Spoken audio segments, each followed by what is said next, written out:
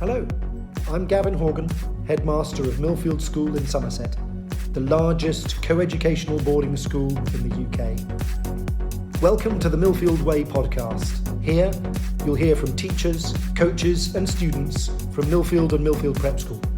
Millfield is traditionally different, and this is the Millfield Way. Hello and welcome to this Millfield Way Podcast, in conversation with Gavin Horgan. My name's Liz Webb, and for this episode I'm joined by the Headmaster of Millfield, Gavin Horgan. Hello Gavin, and welcome to the Millfield Way Podcast for the second episode. Hello Liz. Right, so let's get straight into some questions. You've been head of Millfield since 2018. How have you changed during that time? Excellent question. I think when I first took the post, I was attracted by the scale of the organisation and by the diversity of the community. I think that in the 7 years that have elapsed so far in my tenure, I have become much closer to the fundamental ethos of Millfield School. And I recognise that Millfield is a disruptor within education, and that actually the agenda that Millfield sets and the agenda that Millfield pursues is quite different to the rest of the sector. And I believe that I have grown as a result of that greater understanding of what's important about Millfield. And during the Millfield calendar, a lot happens here. Is there a favourite time for you? That is quite difficult. One of the things that I find amazing about Millfield is the energy that exists here. And anytime I'm sort of feeling a bit sleepy in my office, I just go out into the campus and just get energised by what is going on around me. Whether it be House Song in the first term or these amazing house sports events that we've developed recently, whether it's Summer Celebration. But I think the one day that I would keep coming back to in my mind is Community Day, the final Saturday of the summer term, when it seems like everything that we do at Millfield suddenly makes sense.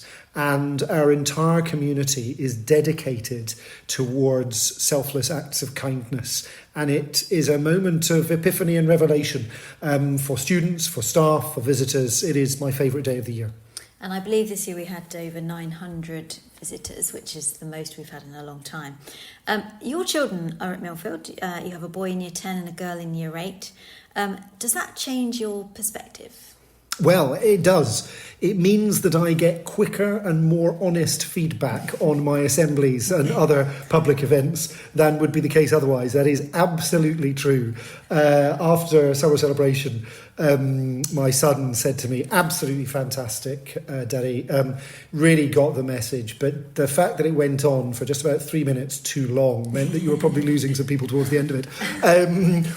We work quite hard as a family to make sure that there is division between me as dad and me as headmaster of the school. And I think that's really important because they are definitely two individuals and they deserve an education that is theirs as much as anyone else's. And what have you implemented in recent times that you're most proud of? That's a really difficult question, and I suspect I'm not alone as a head in that I'm not sure I would want to credit myself with having implemented anything, and in many respects I'm a caretaker of this incredible organisation and this movement, if you like, that is Millfield. But the change that I am proudest of over the 7 years that I've been head so far would be the introduction of the school values. I feel that they are now something that is truly embedded in what we do, and they are reflective of what is good about Millfield, and people are held accountable according to them, and we mark ourselves as different because of them. And so I guess going on from that, what do you think is the biggest misconception of Millfield? Millfield's really well known for sport, and lots of people assume that's one of the only things that we do here. We obviously do a lot more. So what would you say, having been in post now for 7 years, what's the biggest misconception for people that don't know Millfield? I think people outside Millfield always want to create disinformation about it. And they say things like, Millfield is big, therefore it's impersonal. Millfield is just about elite sporting success. Millfield is only populated with affluent students who don't really have a care for others. And my experience of all of that is that it is fundamentally wrong, and that Millfield is actually, in the independent sector and indeed in education, one of the most down-to-earth environments that I have ever worked in. It is an environment that cares deeply about community, cares deeply about each other, and cares deeply about the impact that people go on to have in the rest of the world. And of course, 75% of people come to us because of sport, but that is not all that drives them. And many students will not go on to a career in elite sport, but they recognise how fundamental sporting success and sporting enjoyment are to a healthy life. And that goes nicely on to my next question. Why do you think Millfield attracts so many families? And we do, don't we? And people come from all over the world to Millfield, and they come from all over Britain. We don't recruit from just one school or just 3 schools. I think, of course, sport and being part of a community that puts sport at the heart of what we do is what drives many people to come to Millfield. But they are looking for a community that they can see themselves in. They're looking for a diverse community. They're looking for a staff body that is willing to treat people as individuals and come to them on their terms and understand their lived experience. They're looking for an environment where you can have your cake and eat it, where you can be part of something which allows you to try a myriad of opportunities and then to take any one of those to a really high level. And do you have time for anything else other than being head of this school? It's a big job, and it's akin to being a CEO in any other medium to large business. But actually, even if I did fill my days just with being headmaster, what other business allows you to stand on the touchline and watch an amazing match, or go to a concert, or support a group coming in on the 10 Tours Challenge on Dartmoor, other than being head of Millfield? There is a danger if teachers and heads only care about what happens in the 4 walls of their school, that they become parochial introverts. And so I run lots, I cycle lots, I eat very well, which is why I run and cycle lots. I travel, I read, I love music and the arts, and most of the time my family also loves spending time with me. So I keep busy. So this year has been a difficult one for the independent school sector, and many schools have been planning for the introduction of VAT for a few years now. Let's get into the nitty-gritty of it. How do you feel about the introduction of VAT on school fees, and what concerns you most about education in the UK today? I think it was a pernicious tax that was brought in under false pretences by an administration that was desperately looking for any policy with which it could create a sense of social division within society. And I think it's really sad that, having imposed it, the government is not even going to follow through on vying the funds towards the recruitment of 6,500 additional teachers to alleviate the situation in the state sector. So I think it's really sad and it's wrong, but it's here and it's here to stay. Interestingly, what concerns me most about education is twofold, if that's okay.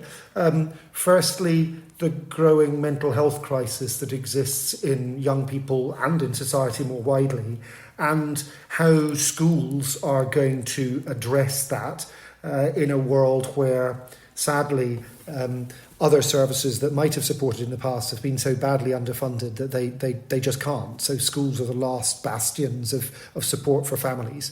So that's the first thing that worries me. And the second thing that worries me is that schools are about truth, and they're about integrity, and they are about authenticity. And it feels like we are living in a world where those things are often no longer important, or indeed actively discouraged. And how we navigate that, I think, is complicated, but is interesting. So do you think you'll always be in education for the rest of your career, or do you think another career beckons? Well, I don't know if you know, Liz, but I never really thought I would go into education in the first place. And I never thought I would become experienced in education. For the first 15 years of my time in schools, my friends who had known me forever found it hilarious that I was achieving positions of greater and greater seniority in education. And then they when I was put in charge of a school, they said, "My God, Gavin, they let you run this place." And so there is a risk that I'm becoming experienced at what I do. And I'm joking aside. I have no intention of giving up education for the moment. I think that being the headmaster of Millfield School is the best job in the sector because of all the stuff we've discussed earlier.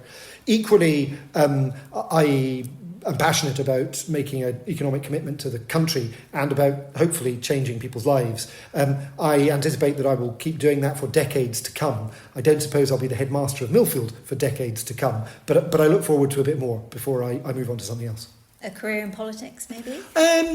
Good question, given what I said before. So, politics is really, really important, and we need to do it better than we have done over the last 15 years. And there are relatively few great role models in politics, and I completely understand why that is, because of the way that politicians are treated. But I look forward to a renaissance in sort of integrity and politics, which is designed to make things better for the long term rather than the short term.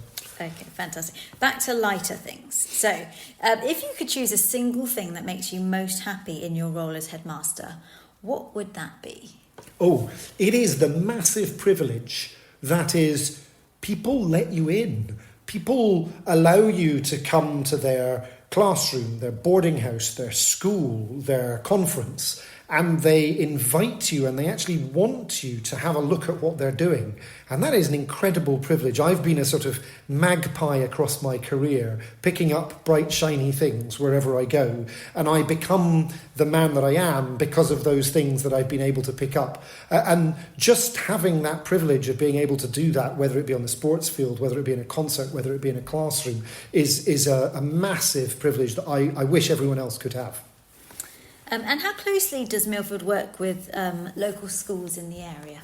Millfield sees itself as being of Somerset. We're the biggest employer in the region by about 70%. And we are part of the Somerset Partnership Network, which has currently got some 28 schools in it. Just 2 of those are independent schools and 26 are state schools. And the fundamental belief of that partnership is that schools will be better if they work with each other, and that we can create better outcomes for the teachers within our schools and better outcomes for the children. So we work incredibly closely with all of those schools. And interestingly, my experience of working with those schools is that no one cares what type of school you are from. We care about the fundamental belief that every child deserves the best education, and if we work together, we can help that to happen. And in terms of Millfield's future, what are your plans for the next, let's say, 5 years that you may be here, or longer?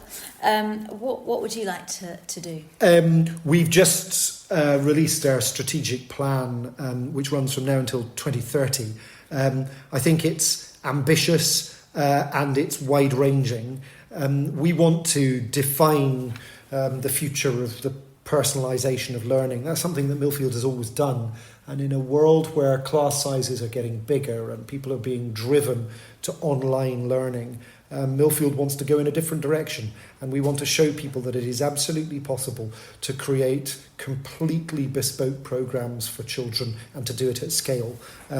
We want to show children that the leadership opportunities that exist in Millfield are second to none, and that they will prepare them for the world of the future. And we want those children to have a real social conscience and to be completely engaged in philanthropy before they leave Millfield. We want to be known as a global leader in the well-being of our staff and of our students. And we want people to understand how transformative an education at Millfield can be for lives. And we are doubling down on full boarding. There are so few full boarding schools. Many will tell you that they're full boarding, and they just aren't. And Millfield views its full boarding nature, whether for day students or for boarders, as being fundamental to our success. And so out of those 5 things, is one of them a bigger priority for you than others? Look, I'm the storyteller-in-chief at Millfield. That's my new role. And I think that probably Millfield has far more to give the world than it might have realised in the past. Our amazing expertise in dyslexia has been well known over decades. In sports, been well known for decades. And yet, we have never really got to a place where we're able to explain that clearly to the rest of the world. And I believe that we have something to give to the world, which will mean that education in all areas could get better quite quickly. And so that probably is my biggest priority. Fantastic. And so I don't know if you managed to have lunch today, whether you got to the dining hall or not. What's your favourite Millfield food? Good question. I eat well. And I like food. I understand the importance of food to children, particularly in sporty environments, particularly in boarding environments. But actually, the business of eating together is something that I hold dear. I think probably the pulled pork bao buns. I used to live in Argentina, and so an asado cooked by Fraser, the executive chef, is pretty special. Particularly, he does some amazing trout nailed onto boards on the side of the asado. So probably one of those two. Sounds delicious. And do you have a favourite country? Are you going to say Argentina? Argentina. Well, I've lived and worked in Argentina, and it is an amazing place to travel and to eat. I met my wife Alison in Sri Lanka. We still have a house there. We work there. It is paradise on earth. I'm very lucky. I've travelled widely. I've worked extensively throughout the UK, currently in amazing Somerset.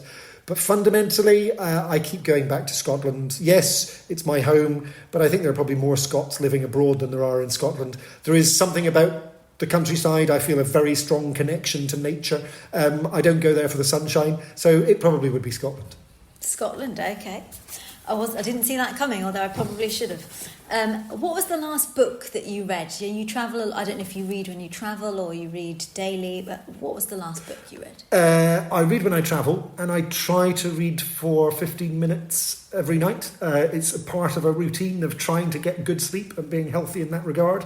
And when I am travelling, I find the distraction of reading absolutely joyous. I've just finished an Ian McEwan book called Sweet Tooth. Ian McEwan is such a diverse author, has written multiple different genres, and I think it was his first foray into spy novels. It's a bit like John le Carré, but it's a beautiful description of the chaos of the 1970s. Fantastic. And so our sixth form students have the opportunity of doing an EPQ. If you were doing an EPQ now, what would you do it on? It was a good question, Liz. I'm very conscious that I don't want to give overly serious answers, but equally, I do think I would like to do an EPQ on improvements that can be made to the pattern of the school day to support learners with ADHD. I think that too many schools follow a Victorian pattern to lots of aspects of education, particularly the school day, and that doesn't help children with ADHD or indeed staff. And I think there's probably something that I could do there. If that's too serious for you, then I would do it on the viability of blacksmithing in the 21st century. Okay, interesting. So your first answer, potentially back down the politics route, maybe. Okay, so finally, what would be your 3 takeaways to our listeners about Millfield? If you have never visited, then Millfield is not what you think, and it's not what you've been told. Some of the exhilaration that I get when leading Millfield or just walking about the campus is genuinely similar to being on a ride in a theme park. And finally, the staff that work here are deeply invested in Millfield. If you cut them through, they will bleed red, green and blue. They believe deeply in the Millfield movement, and that is true of our old Millfieldians as well. I meet them all over the world, and it is so refreshing because what they care about is that Millfield is on the move. They care about that sense of momentum. They care about that inclusive nature, and they care about the fact that old Millfieldians are disrupting the world over. And those would be my 3 takeaways. Gavin, thank you so much for your time today and sharing all of this fantastic insight. I'm sure it's given our listeners a real insight into what Millfield is like and what drives you to make it even better every day. I hope you've enjoyed this episode of the Millfield Way Podcast in conversation with Headmaster Gavin Horgan. Thank you and goodbye.